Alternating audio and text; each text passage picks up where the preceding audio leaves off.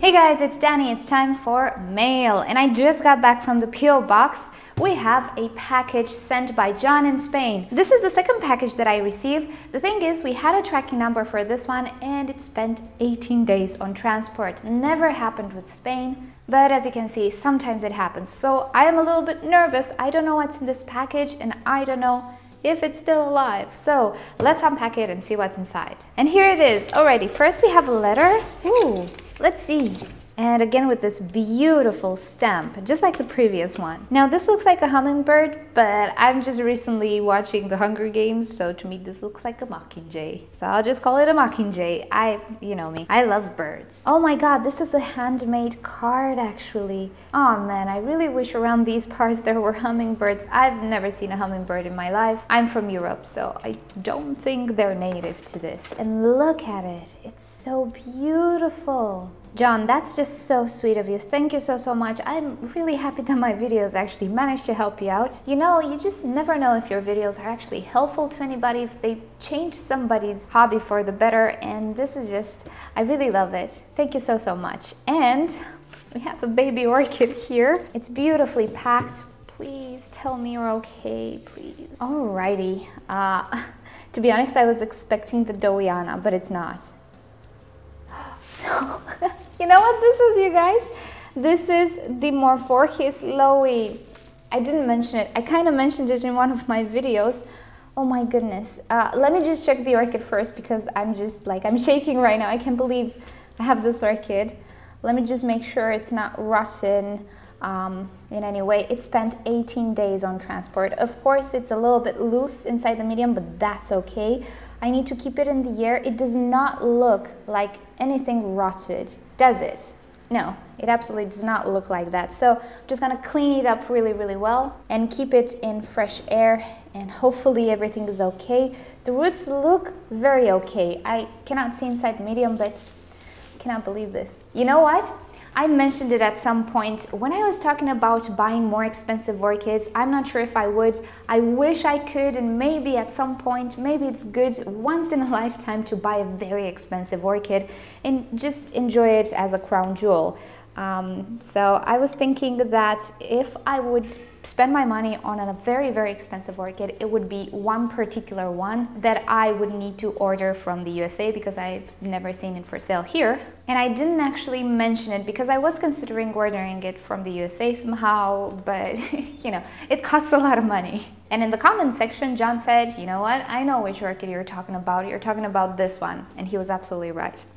This is the MissOrchidGirl Lowy. I will add a link down below. I cannot add pictures, sadly, copyright things, but I will add a link down below to the Orchid Web website. I think that's where I saw it. That was the place where I wanted to purchase it from. If you know Orchid Web, you know already it's not the cheapest nursery, but it is a very high quality nursery. And I was thinking, well, since it's a lot of money, might as well buy a quality orchid, right?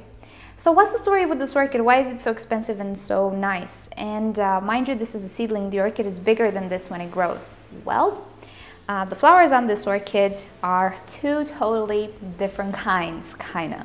Some of the flowers, if I'm not mistaken, the male flowers are yellow while the female flowers are red. They are both produced on the very same flower spike. The female flowers are towards the base, if I'm not mistaken, and the male flowers, the yellow ones, towards the bottom. If you look at the flowers, you can see they are a little bit different as well, shape-wise, not only color-wise. It's just one of the most amazing orchids that at the time when I talked about it and I didn't mention it, I was thinking, you know what, if I'm ever gonna spend like a ton of money on something, it would be that orchid. And this is a seedling. And I'm pretty sure this was pretty expensive as well. I mean, for something like this, let's say you would pay 15 euros here in Europe for any other type of orchid. I'm pretty sure this was more than that, or I don't know. Actually, I'm imagining it was expensive. This is amazing. John, thank you so much. I cannot believe you actually found it. At some point, I saw it on eBay because I was looking for it and I saw the picture and I clicked it because I wanted to buy it, but then I looked at the details. It was an auction, it ended, and I didn't find it since, actually. And now fingers crossed everything was okay on transport. Fingers crossed it's a lithophite. I am discovering that lithophite is just immediately to the clay medium. So if this is a lithophite, I'm pretty safe. If it's an epiphyte, I'm pretty safe again. If it is a terrestrial, yeah, shamefully I didn't check it out, then I will need to go buy some medium. I'm not placing this orchid in leca or anything if it is a terrestrial. John, everything is beautiful, starting with how you packed it. This was a beautiful case. It looks fabulous. I mean, I don't know, it looks like nothing happened. It looks like those 18 days on transport were just not there somehow. And by the way, if you didn't know, John actually has a YouTube channel, which I will link you to down below. He has ordered from quite a lot of nursery and kind of helped me out a lot when I was considering ordering from particular nurseries. I watched his unboxings and I made a better decision. Thank you so much for making these unboxes and all of your videos. I love your orchids and I love your parrots. Check John down below.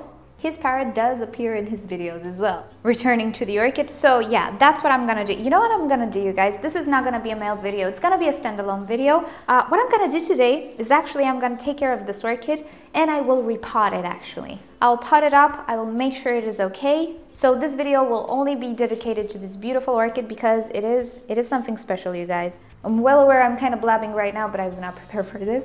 So let's take care of this orchid. I am gonna prepare my little table and we're gonna pot it up. Alrighty, so first thing we will do is unpot the orchid. Now the medium is very loose. It is a combination of sphagnum moss and bark chips. So I'm not gonna pull out the orchid. I'm actually gonna remove parts of the medium and make the orchid just fall on its own. And there we have it. It's not gonna be a difficult repotting. I'm not gonna stress this orchid because already it wasn't very attached. Let's see what to do about these pieces. So there we go. A really nice root system, I would say. What do I do with these roots though? Let's see. Okay. This wants to come off? Okay, actually they're coming off quite easy. There's no pieces of the velamen on this. It's just moss. And the root, let's take a look at the root.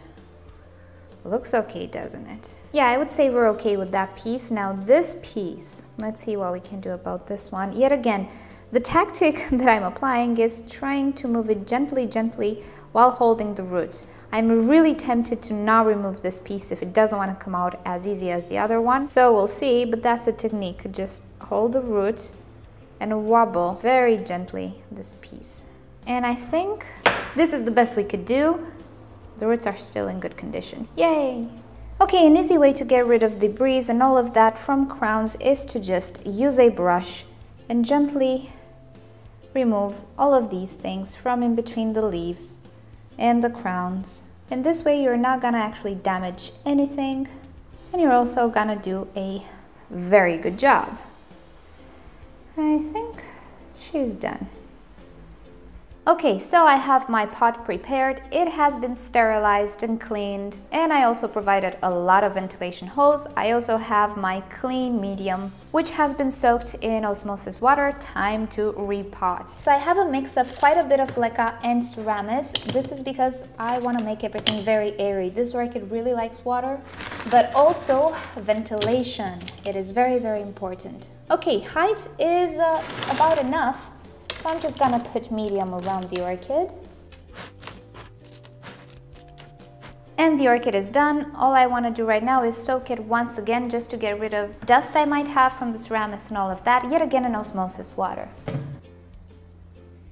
And finally, her location will be right here under lights right now. She does receive some direct sunshine as well, all filtered, late in the afternoon. So according to Orchid Web, this should be okay. One more thing I wanted to tell you. Somebody mentioned that I'm not quarantining my orchids and I'm placing them together with the other ones. I don't do that. That was the filming table that I showed you. I actually have a sort of a desk in my greenhouse right now that I pulled out of the apartment. We don't have a place for it. It stays in the greenhouse and that's the quarantine side. Problem is, it doesn't really receive any light. And anyway, at inspection, I do check my orchids, new orchids, under that microscope so I can see if they have spider mites and all of that. This past the inspection actually has nothing. It looks very healthy. All of the orchids around her are healthy. I do inspect my orchids regularly, so everything is okay. This orchid will not go through quarantine. That's both risky and not risky, but this is a very expensive orchid. I want to place her somewhere where she receives adequate light, temperature, and humidity. mind you, around the orchids and in the shelves, humidity is higher because when this orchid will grow up, it will be equivalent to my entire collection and more. So right now I cannot place her in a different quarantine. It's either outside, and right now in the nighttime it's still rather chilly. It's also full of bugs. You never know. I don't want to put this orchid outside. I don't want to put it in quarantine in a shady place. I am taking this risk because this is a special orchid, which is worth, mind you, at maturity, more than my entire collection. Oh, I forgot to tell you, I did spray her with hydrogen peroxide. I just didn't film it due to snail issues, and that's about it. That's all I did with this orchid, and she's sitting here, and that is that. We'll see the consequences of that. So alrighty guys, thank you for watching this video, and John, thank you so much for this orchid. I cannot believe it. I know I have a long wait ahead of me. I don't know, 5 years, maybe more, but of course I'm willing to wait, and as long as YouTube is still around, I'm still gonna be on YouTube. And when YouTube will die, well, we'll just find another website and another way of sustaining this hobby. So no, I'm not going anywhere. We will get to see this orchid in bloom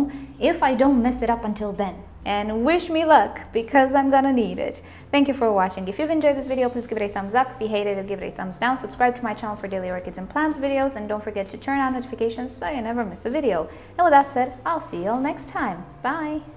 And who is this beautiful chap? Well, it is my Dendrobium aurora, which bears the name of my mother. It is my most favorite Dendrobium nobile, and lucky me, this year it is full of buds. It has more buds than any of my nobiles this year, although they kinda do have buds. The only one which is lazy is the Akatsuki, which is surprising because in all of the other years he produced more flowers than anybody else. This year he's slacking, but that's okay, still love him. However, the aurora, oh my, such a beautiful orchid, don't you think?